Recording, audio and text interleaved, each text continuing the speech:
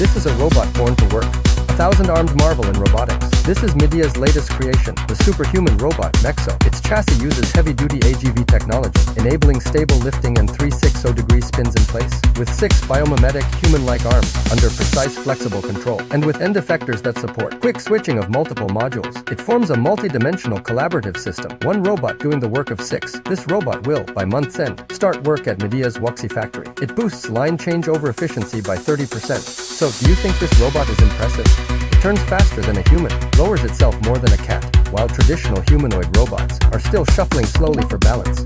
Midea's 6-armed, wheel-legged MEXO is here.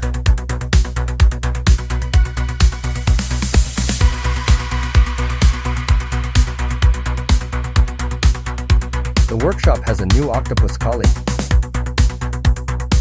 Recently, Midea unveiled its first 6-armed, wheel-legged robot MEXO.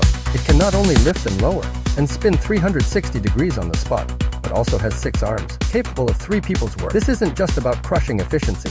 When robots start working, with human-like multi-limb dexterity, who should really be thinking about the future?